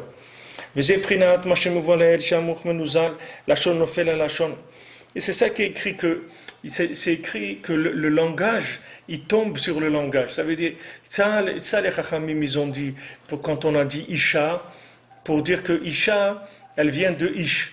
On dirait, tu vois, le mot, c'est le même que le mot Isha, c'est le même que le mot Ish. Mais l'expression qu'ils ont dit, nos sages, ils ont dit le langage, il tombe sur le langage. Mais ça veut dire, ça ils ont fait allusion que tout le langage maintenant, qui va pas être vrai, qui va être l'expression uniquement pure de la consommation, il va tomber devant le Lashon HaKodesh. C'est-à-dire que le masque, il va tomber, il va sortir que ce qui est vrai, surtout dans la langue. Alors Rabbeinu dit que maintenant le רע הכולל, שכל הרעות של 70 לשון כלולים בו, ענות עברת המדורה שטבת ניאוף, 70 לשון וכלולים בו, נופל נתבטל, ואין לו שליטה על ידי לשון הקודש. Donc maintenant, la pire des ta'avot qu'il y a dans le monde, qui est la perversion, c'est-à-dire la ta'ava de l'union des femmes, de ce plaisir-là, ça inclut toutes les nations, c'est-à-dire toutes les nations, elles sont dans ce plaisir-là. Elles sont d'accord sur ça, à un degré plus ou moins grand, mais tous ils sont d'accord sur ça. Maintenant, il y a d'autres choses où les nations, elles n'ont pas du tout ça. Il y a certains comportements qu'il y a des nations qui n'ont pas du tout ces comportements, etc. Chaque nation. Mais ça s'appelle le ra hakolel, c'est-à-dire le mal général. Pourquoi? Parce que que cette ta'ava-là, c'est le bgam abrit, c'est-à-dire c'est ce qui déconnecte de l'alliance. Donc maintenant, tout principe qui va déconnecter de l'alliance, il va être en rapport avec cette chose-là. C'est pour ça que ça inclut tout. C'est pour ça que ça inclut tout. C'est-à-dire pourquoi ce mal-là, il inclut tout le mal qu'il y a dans le monde, parce que à son origine, sa raison d'être, c'est la déconnexion d'Hachem. C'est-à-dire c'est l'opposé de l'alliance avec Hachem. C'est mamash la chose opposée. Quand la personne elle va là-dedans, ça veut dire qu'elle n'est pas arrivée à trouver le lien avec Hachem. Elle n'est pas arrivée à trouver le contact avec Hachem. Donc elle va chercher le contact dans l'opposé mamash. C'est-à-dire elle va chercher une façon de se lier à autre chose qui est complètement opposée au contact avec Hachem. Donc ça, c'est toutes les nations qui sont d'accord sur ça, c'est normal parce que c'est la base de tout éloignement d'Hachem. Après, toutes les autres choses, l'argent, le manger, les trucs, tout ce qu'on veut, c'est que des dérivés de ça. C'est des façons juste plus cachées de briser l'alliance avec Hachem. Mais quand on s'attaque à l'alliance elle-même, ça veut dire que c'est ça qui est recherché. Puisque c'est la raison d'être de cette langue-là, c'est le fait que la nation elle a refusé le lien avec Hachem. Puisque maintenant Hachem il a proposé la Torah à toutes les nations. Donc il est venu, il a dit voilà, vous voulez la Torah? Il dit non, s'excuse, on ne peut pas, parce que nous on aime voler, et la Torah elle dit de ne pas voler, donc on peut pas accepter la Torah. Donc quand ils n'ont pas accepté la Torah, ça veut dire qu'ils ne voulaient pas être liés avec Hachem. Puisqu'ils ont dit, toi tu dis qu'il ne faut pas voler, nous on a envie de voler. Donc ils ne voulaient pas faire la volonté d'Hachem, donc ils ne voulaient pas se lier avec Hachem. Donc tout le sens de toutes les langues, à la base, c'est le refus de s'inclure dans Hachem, le refus d'accepter le lien avec Hachem, de devenir dépendant d'Hachem. Parce qu'un lien c'est une dépendance, c'est-à-dire que quand je me lie, alors je deviens dépendant. Quelqu'un qui est lié, il devient dépendant, il ne peut pas faire ce qu'il veut. Quelqu'un qui est marié, qui a une maison, il ne peut pas aller dormir où il veut, il est obligé de rentrer chez lui. Le soir, il y a un lien, il appelle, je suis là, je viens, je pars, j'arrive, tu as besoin de quelque chose. Il y a un lien qui se fait. C'est-à-dire ce lien-là, il oblige à un comportement, etc. Donc maintenant, quelqu'un qui a décidé de vivre ce que lui, il a envie de vivre, et pas ce que Hachem lui a demandé de vivre. Donc il faut qu'il trouve des façons de se délier d'Hachem, d'enlever le lien, ou de ne pas créer le lien, de refuser ces propositions de lien d'Hachem. C'est ce qui a été la base de toutes les langues. Zeprinat Madura Shechivim Kochavim. Shivim Kochavim Anizkar Bezohar Kadosh. C'est ça il y a une, c'est écrit dans le Zohar qu'il y a il y a comme un feu de 70 étoiles. C'est-à-dire, il y a comme je ne sais pas comment ça s'appelle ça, si c'est la Voie lactée ou je ne sais pas comment ils appellent ça, mais il y a un groupe de 70 étoiles qui sont ensemble, qui sont ramenés dans le Zohar Vayekel. Aïnou Hara HaKolel, Shu Tavet HaMedora Shel Tavat Niouf, Shekol HaShivim Umot Klulim Bo. C'est-à-dire, maintenant, ces 70 étoiles, c'est les 70 princes qui sont des princes de chaque nation. Chaque nation qui est en bas, ils ont un représentant en haut. Comme il y a des représentants de l'ONU, il y a des représentants en haut dans le ciel qui sont des anges, qui sont les dirigeants de chaque nation. Donc dans ces 70 étoiles, ce sont les 70 dirigeants dans le ciel, des intermédiaires, c'est-à-dire des anges qui s'occupent de chaque nation. Donc ces anges-là, pour maintenir ces nations-là loin de l'alliance avec Hachem, ils vont essayer de faire brûler les gens toujours vers cette débauche-là, vers des choses qui sont la déconnexion d'Hachem, qui sont cette tava principale qui maintient la personne dans l'isolement par rapport à Hachem. Alors que si la personne, elle découvre qu'elle peut avoir un rapport avec Hachem, qu'elle peut avoir un lien avec Hachem, et que c'est le seul lien véritable qui existe dans le monde, parce qu'il n'y a aucun lien, même les liens qui sont les liens familiaux, et même les liens de couple, même les liens de parents, enfants, de cousins, d'oncles, tout ça c'est que des contractions du lien avec Hachem. C'est pas des choses qui sont des liens indépendants d'Hachem. Vous verrez tous les principes de la construction familiale ou amicale, tout ce qu'on veut, c'est uniquement par rapport à Hachem. C'est uniquement des principes qui sont simplifiés du rapport de l'alliance avec Hachem. Mais il n'y a pas autre chose dans le monde que l'alliance avec Hachem. Tout ce qui existe dans le monde, c'est l'alliance avec Hachem. Et du moment où quelqu'un il découvre ça, qu'il peut avoir un lien avec Hachem, un lien intime et personnel, alors sa vie, ça va être une autre vie complètement. Il va changer, c'est fini, c'est-à-dire qu'il a terminé. C'est pour ça que Rabbi Nachman, quand il a découvert la Hitbodedut des doutes, et il a vu que ça y est, c'est la solution de la réparation du monde, c'est-à-dire le lien avec Hachem. Maintenant, il y a des gens qui n'arrivent pas à créer, comme Rabbeinu dit ici plus loin dans la Torah, qu'il y a des gens qui n'arrivent pas à créer, à respecter l'alliance avec Hachem. Alors Rabbeinu dit, si quelqu'un il n'arrive pas à respecter l'alliance avec Hachem, alors qu'il crée une alliance avec la parole, qui parle avec Hachem tout le temps. Et quand il va parler avec Hachem, ça va automatiquement le déconnecter de l'autre côté, et ça va le connecter avec Hachem. Alors c'est ce qu'a écrit dans Yecheskel Hanavi, dans le prophète Yecheskel, il a vu quelle est la vision qu'il a vue Yecheskel. Il a vu un Ruach Se'ara, il a vu une tempête, il a vu un Anan Gadol, un grand nuage, Ve'eshlim Tlakachat, il a vu un grand feu, Ve'noga lo saviv, et de la lumière qu'il y avait autour. Alors à l'intérieur, il y avait comme un chashmal, le chashmal dans le feu. Alors qu'est-ce que c'est le chashmal? Le mot chashmal, ça vient de chayot esh memalelot. C'est ça le mot chashmal.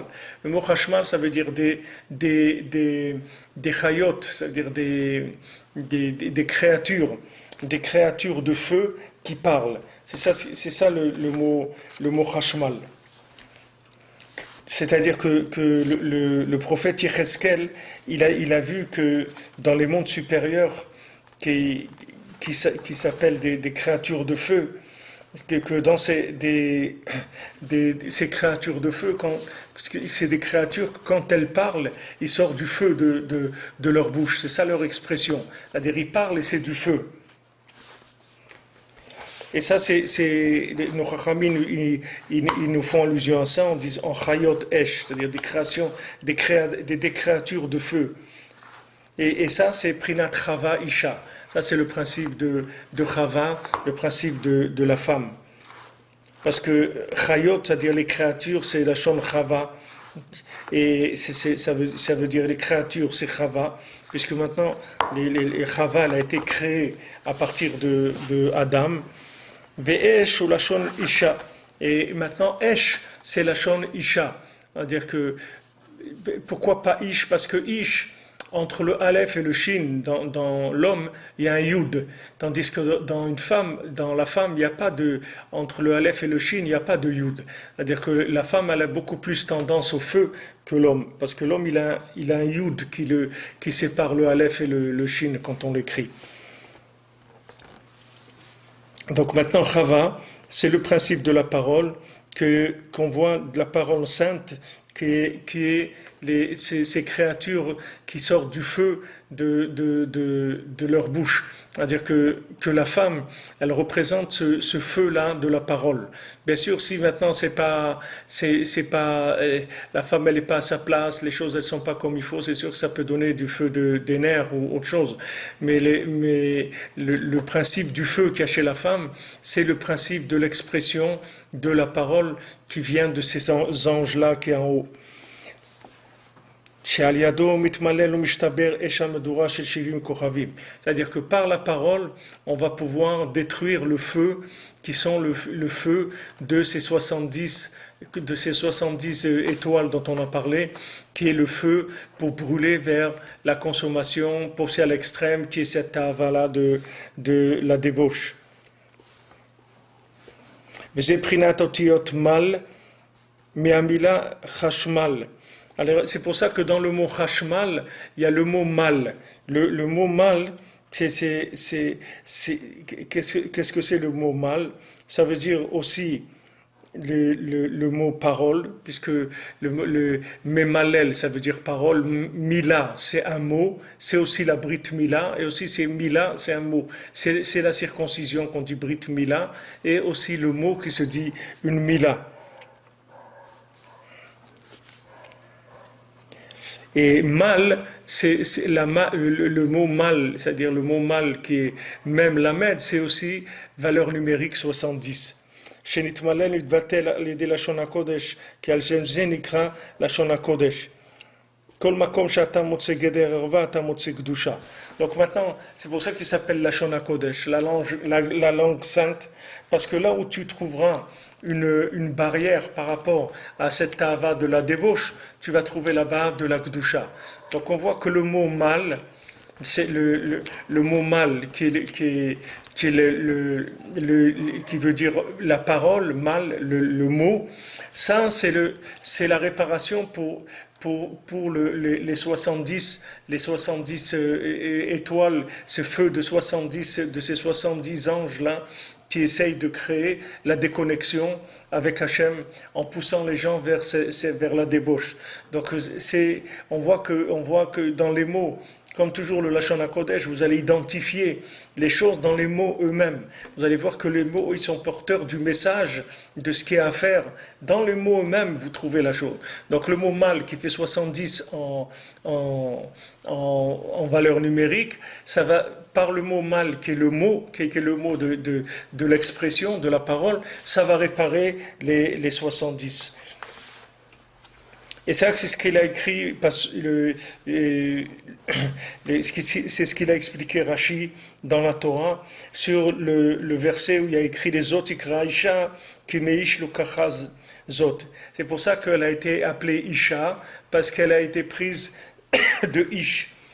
Alken Yazov Ish et aviv et imo v'tavek v'ishto. C'est-à-dire que c'est pour ça qu'un homme, il doit abandonner son père et sa mère et il doit s'attacher à sa femme. Parce que la femme, par rapport au père et à la mère, c'est une fusion dans l'alliance. C'est-à-dire que maintenant, quelqu'un qui a un père et une mère, il a Baruch Hashem, il a son père, c'est la Chokhmah, il a sa mère, c'est la Bina, c'est la déduction. Mais maintenant, de Chokhmah et Bina, il doit passer à Malchut, c'est-à-dire il doit passer à la souveraineté, à la royauté d'Hachem. Et ça va se faire par le principe du mariage. C'est-à-dire un homme, la Torah elle dit, un homme il doit abandonner son père et sa mère et il doit s'attacher à sa femme. c'est ça, c'est son partenaire unique. Avant, il était partenaire d'une famille. Maintenant, il est partenaire de sa femme. C'est tout. Il a un partenaire unique, c'est sa femme. Parce que sa femme, c'est un niveau beaucoup plus élevé que ses parents. C'est-à-dire quand l'homme il s'attache à sa femme, il s'attache à un niveau beaucoup beaucoup plus élevé que ça. Et les maasés, c'est un engagement dans l'alliance avec Hachem. Parce que là, ça commence à être le travail commence à devenir sérieux. Avant, quand l'homme il se considère comme un enfant, il n'y a pas de problème. Il prend un peu de son père, il peut emprunter sa mère, il prend dans le porte-monnaie de sa mère, il prend dans un truc de son père, il emprunte la voiture à son père, etc. Pas de problème. Mais quand il est marié, c'est une autre dimension complètement. Parce que là, il va y avoir une fusion dans l'alliance. C'est complètement autre chose.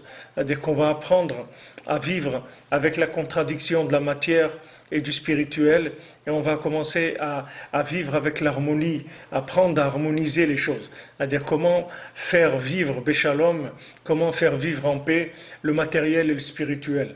C'est ça le sens du mariage.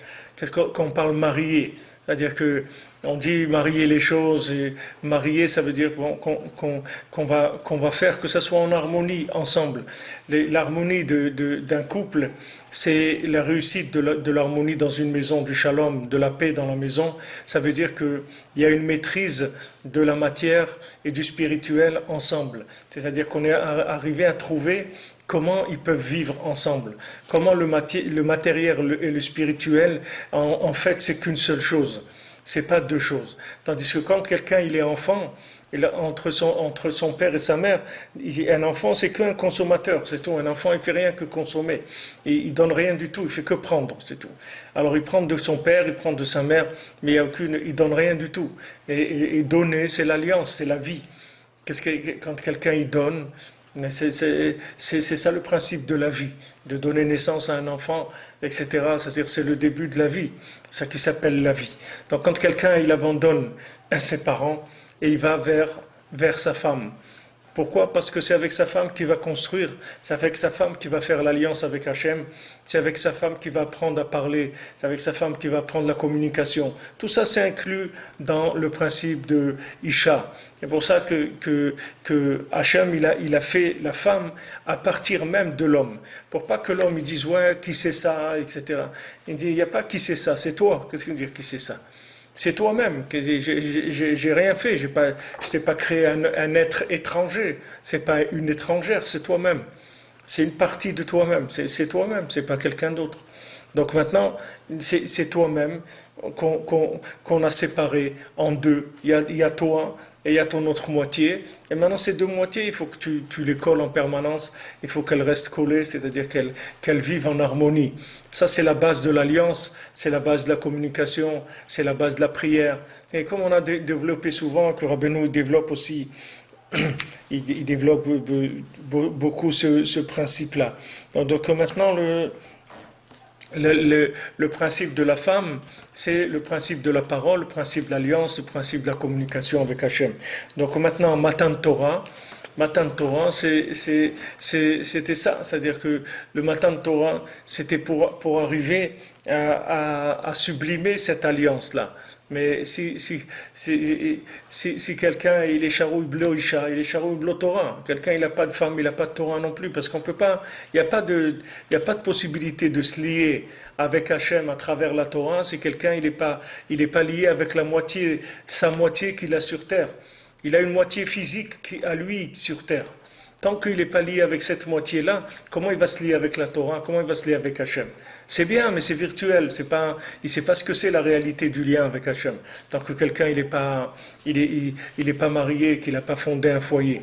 Alors ça c'est, Bezat Hachem, on a ouvert un petit peu, c'est-à-dire dans la Torah par rapport à ce qu'on a étudié avant dans l'écouter à la Chot. Avant la Shabbat Shalom et Bezat Hachem, on se retrouve, on continuera cette Torah jeudi soir prochain, Bezat Hachem, puisqu'on sera encore avant Shavuot, puisque Shavuot c'est Motzei Shabbat. Donc jeudi soir prochain, on continue le cours, on continuera sur cette Torah Yud Tet. Ceux qui l'ont en français, ils peuvent la lire un petit peu parce qu'elle est très longue. C'est sûr qu'on ne pourra pas la finir parce qu'elle est très très longue, mais au moins ils auront une idée générale sur tous ces principes-là de Adam, de Chava, de la Shana Kodesh, de Targum, de Tfila, de ces 70 nations. Tout ça, Rabbeinu, peut-être qu'on étudiera dans le Kitsour, dans le résumé de la Torah pour qu'on puisse voir plus de choses. Bezrat Hashem. Be'atzlacha, Shabbat Shalom, de bonnes nouvelles les amis. Et merci d'être là, merci de votre présence.